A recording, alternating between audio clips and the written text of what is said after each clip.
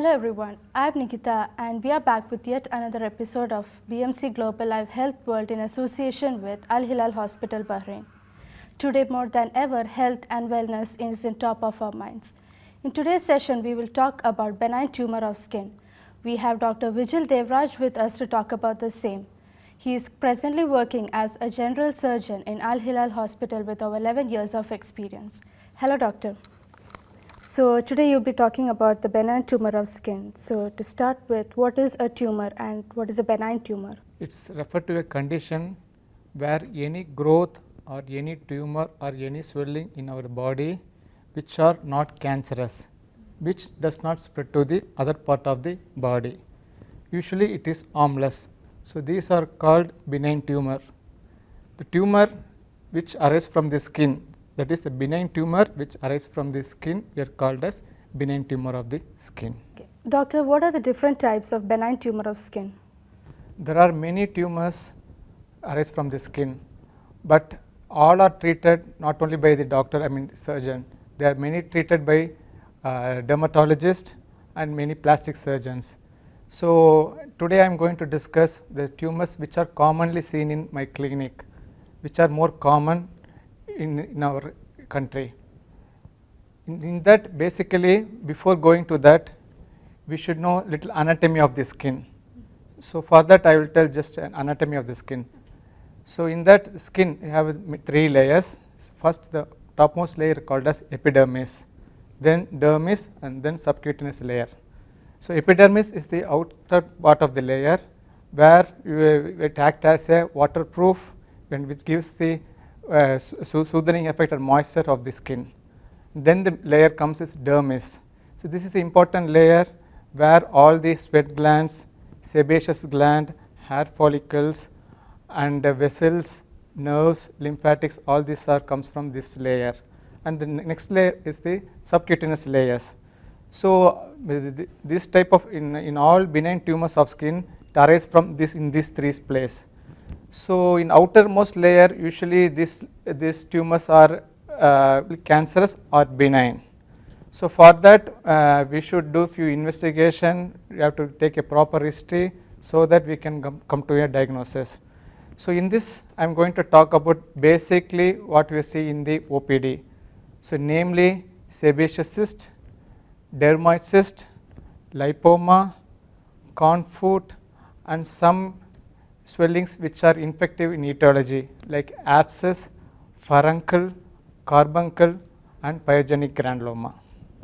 Doctor, what causes benign tumor or how does it grow? See, as I said before, few swellings like sebaceous cyst. So this before telling about that, just I will tell about the sebaceous gland. So this gland is situated in the dermal layer of the skin. So what it will do? It secretes sebum. That is a lubricant, like it's a moisturized thing which protects against the friction. So it gives the soothing effect moisture to the skin.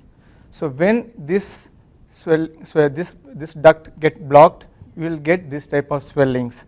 So the reason behind this is, some people say it's because of infection or any acne or any rashes followed by this swelling. What will happen is the mouth of the gland will become blocked. Because of that, the accumulation of that sebum will be inside that gland. So it will be there for a long time, and what will happen, it will increase in size and it will become a huge cyst like swelling. Usually it will be not painless, it won't harm much, but still some people will go for infection. So we have to intervene accordingly. You told about sebaceous cyst. Now what about the dermoid? So dermoid cyst, there are few types are there, but I am going to talk about only two things, which is congenitally it will come, and another is acquired, it comes in between. So in that first I am going to talk about the congenital one, that is called sequestrational dermoid. So what will happen is, there will be in the beginning of life, when the two bone fuse together, that in that junction this swelling will occurs. So it's usually seen in the scalp, face, midline. So but it will be harmless for a long time, but usually it will be seen in the second or third decades of our life. Usually it will start with very small swelling, and it gradually grows in size. Usually it won't be much pain. Sometimes it can go for infection, but these are usually harmless swelling, usually seen in the face and the scalp. And another one is implantation dermoid. This occurs in the finger, toes. This is usually because of frequent prick. Maybe people are working as a gardener, as a tailor, they will have a constant prick in their finger or toes. Because of that, this swelling will come. So this is also a dermoid, but this is an acquired one. So this also be treated conservatively or sometimes need surgical intervention. Doctor, can you explain about lipoma? So lipoma, it's called as an universal tumor because it can occur in any part of the body.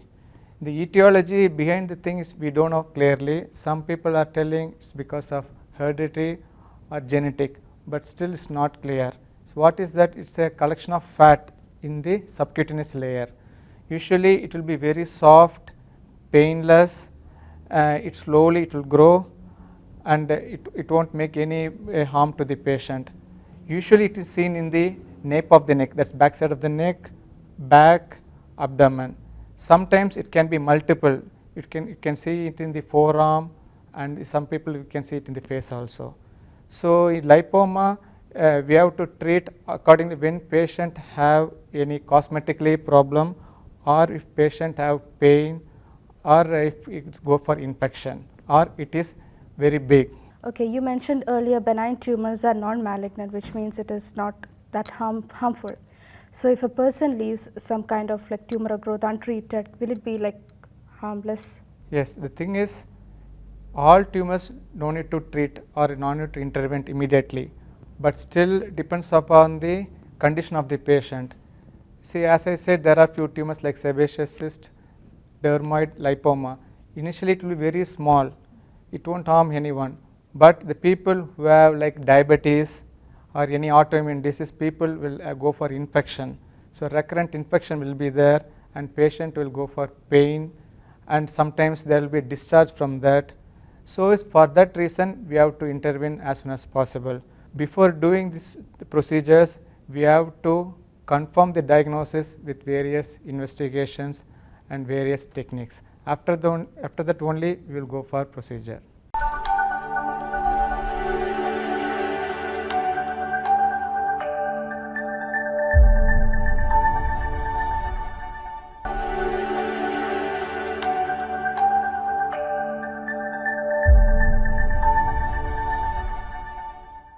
Okay, the benign tumors, it can develop in different parts of the body. So what are the common benign tumors and how will you differentiate among them? As I said, these are the dermoid cyst, sebaceous cyst, lipoma. These are all benign tumors, or we call as benign swelling. So it can occur in any part of the body. For differentiating these things, we have to take a proper history of the patient. In this patient, we have to take a proper history and proper examination. With that, we can conclude what's the diagnosis. We can go for a good diagnosis. For that, we have to first take a proper history so that we can understand what will be the probable cause for this. In that, first we have to know how much duration. Usually they will give you a duration of long period like months to years. So, and the site is very important. As I said, some tumors will come in a particular site. Like sebaceous cyst, it can't come in the palm and the sole because in that place there is no gland. So we can rule out that if any swelling from the palm or sole, that is not a sebaceous cyst. And as I said, lipoma usually seen in the nape of the neck, backside of the neck. If any swelling arises from the neck region, we can suspect lipoma. In sebaceous cyst, you can see one black mark, like a small dot like thing will be there. That is called punctum. So with that we can diagnose this is more chance for a sebaceous cyst. So with the clinical history, with the examination, we can come to some diagnosis. Patients may experience a wide range of growth and changes during their lifetime in their skin. So as a doctor, how do you differentiate between a malignant tumor and a benign tumor? In the skin, right? So the thing is, usually we will, as I said, we have to take the proper history. Usually benign tumor will be grow very slow. It will take months to years. But if it is a malignant or cancerous, it will grow very fast. And the consistency of the swelling, usually in benign it will be very soft or firm, but in malignant it will be very hard and varying in consistency. Then the swelling over the skin over the swelling will be very soft in the benign, but in malignant it will be irregular. Mainly in benign there won't be much pain, but in malignant patient will have pain, and clinically we can find there is a spread in the lesion, like it can goes to the other part, but in benign it won't go to the other part, it will confine to that particular part. So these are the clinically finding things, but to confirm the diagnosis we need many investigation, basic investigation like blood count, and followed by a few investigation techniques like FNAC, like fine needle aspiration of cytology. Then if needed we will go for wedge biopsy, we will take a small chunk of the lesion and will send to the biopsy. Many times we will do excision biopsy, we will remove the full thing and we will send to the lab, so that we will get the final diagnosis. If the patient observes a growth or a lump-like thing on the body with pain and fever, so as a doctor, what will be your conclusion? So this, if patients comes with the swelling with fever, usually it will be the time will be less than 2-3 days, and they will give you a history like initially it was very small like a pimple and followed by a big swelling. So by taking the exam, by examining the patient and by proper history, we can conclude the diagnosis. In that we need to see the swelling. In that the swelling will be red in color and it will be very warmth. It means very hot. And sometimes you can see a yellow color nodule will be seen on that. It goes more towards the abscess. So what is abscess? So abscess is nothing but a collection of pus inside the body. It can occur in any part of the body. It is usually due to some infection, due to any trauma or any scratch, or initially it will start like a small pimple and it converts into this type of lesion. For this we have to intervene as soon as possible, because they can go for a severe like fever, it can go for septicemia. So we have to do the procedure as soon as possible. According to what you mentioned earlier, in the diagnosis step, I think probably the first step will be like to identify if it's malignant or benign. What are the other treatment procedures if it's a benign tumor? As I said, we have to confirm the diagnosis. For that we need investigations. As I said, sebaceous cyst, lipoma, usually physician or surgeon will conclude by the proper history and proper examination, and to confirm the diagnosis we need few investigations.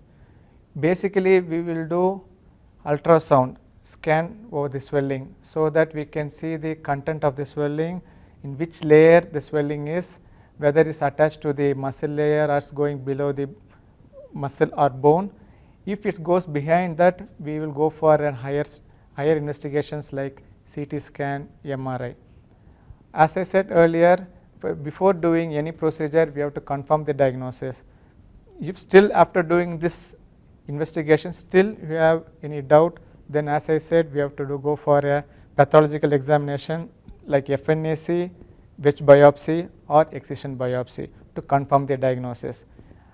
After confirming the diagnosis, the treatment will be excision and biopsy. So whatever the swelling, benign tumor, the treatment is excision followed by biopsy. Because dermoid cyst or sebaceous or lipoma, there is no medication for that. If you take medication for that also, it won't subside immediately, it will be there. So we have to intervene accordingly. It's better go for surgery. It is usually a daycare procedures, unless it is situated in a complicated areas like face, neck, sometimes skull, we have to do it under general anesthesia.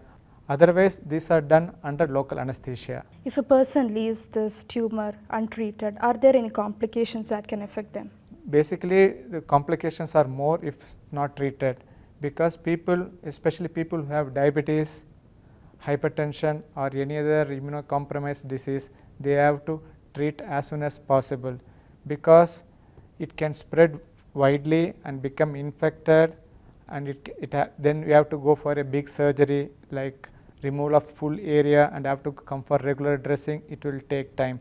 So when it is small, it's better for them to treat as soon as possible, so that the treatment will be also very simple, they will also benefit more. So have to treat as soon as possible. The complications of this swelling if we are not treated. So doctor, please can you summarize about the benign tumor of skin?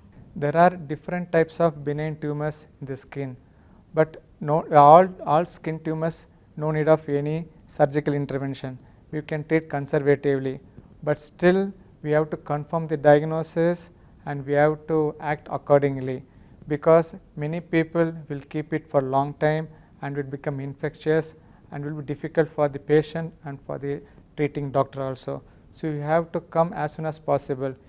Better you can come and take an advice to your doctor in an early stage, whether to do any procedure or you can treat conservatively, because if you are not treating it properly, it will become worsen and it will affect their daily life activity. So for that reason, better to check as soon as possible.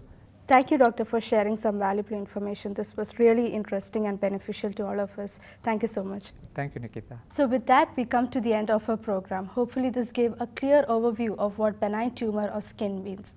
I would also like to thank Dr. Vigil once again for making time for us. Please don't forget to like, share and subscribe our Facebook and YouTube channel. This is me, Nikita, signing off. Thank you.